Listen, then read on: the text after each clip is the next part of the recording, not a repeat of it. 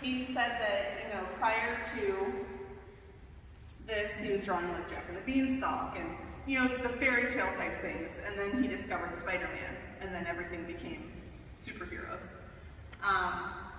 So it went as far as then when he was 9, he was making parodies of the superheroes, which, ironically, I feel is a little reflective to his latest book that we also have in the shop, that's Unseen Art 2020 of Alex Ross, where he kind of made his own fan work, where he has Star Trek and Star Wars and all these different licensures that would not get along well to do anything where he could actually sell the paintings, but he still produced the work because he was passionate about it, and then put it into a book.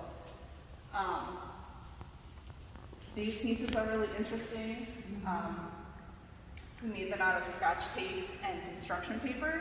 So, which, how many classes, art classes, elementary schools, even here, do we do things like that with kids that age? So, and that's impressive that his mom kept those. And they are completely flattened.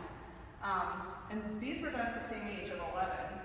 And they're looking a little bit more refined because I think he had a little bit more material-wise to work with.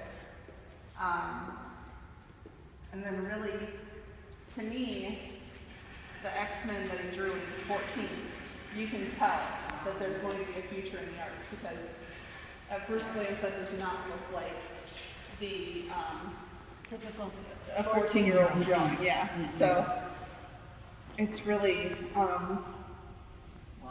incredible. So he had always had a passion for superheroes and comic books and everything. He had drawn a few things and submitted them to Marvel. At first he got rejected as a Marvel artist. So that inspired him to then go to the Chicago Institute of Art, get his degree and study, and he did a lot of realism is his, you can tell in his work, primary focus. Everything that he paints, still to this day, is either taken off of a photograph that he's taken of a model or a live model.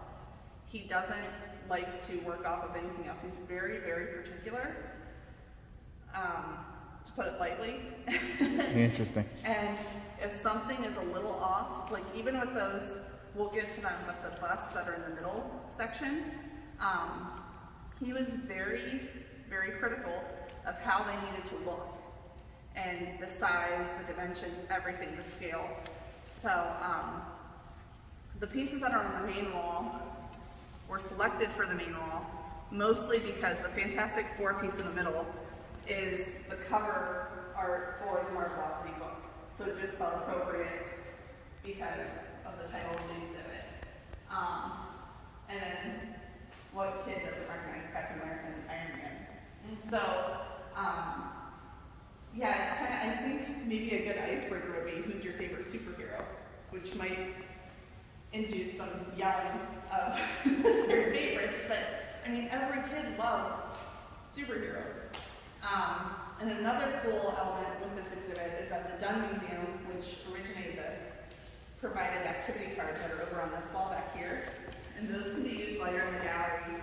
And they have quite a few conversation prompts and things for families to do together, like how many of this can you find in the artwork, or who's your favorite superhero? If you had a superpower, what would it be? Those kind of questions. So. Who's your favorite superhero? I love Doctor Strange. Interesting. So that's definitely one of them. So I don't know. It's They pretty all have cool. different merits. Absolutely. So it really depends on the situation. Tom said 2 minutes. Oh, not kidding. So this is actually one of the pages that he drew to try out for Marvel. He doesn't like it. From what I understood, he didn't even want it in the exhibit because, artists, you don't like it, you just want to crumple it up and but to anybody else, it's like, wow, that's really cool. But he says that it's very rigid and it's it doesn't have the movement that you see in his work now. So, but I mean, it's a testament to his process. Now, So- Christine, I'm sorry to interrupt you. When you say try out, was this like a working interview process? How did, what So the way they would do it, and I think they still do it too, is that you could submit an original layout or synopsis or concept with art to Marvel for them to kind of look at, and then depending on how they felt about it, it might move up the chain or it might just, go into a pile never to be seen again. So in the 90s, you're more likely to get some kind of response than probably now when everyone's flooding them with digital work. And that's another piece to Alex's work. So many of the artists now, comic book artists, work digitally. They do digital drawings.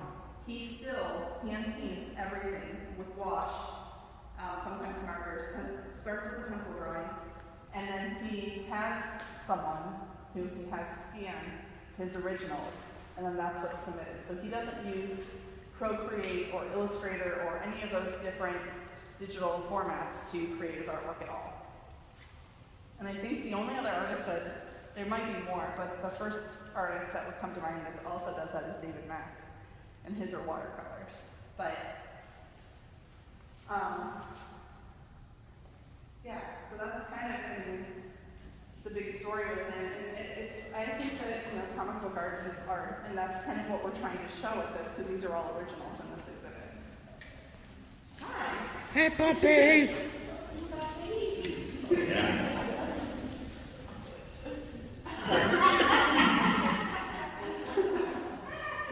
They're the real stars of the exhibit. So, are you guys ready? We're ready. Okay, what we'll do is we'll stop with you and then go right over into the gallery. Are they allowed to be in here? We can in the gallery. Okay.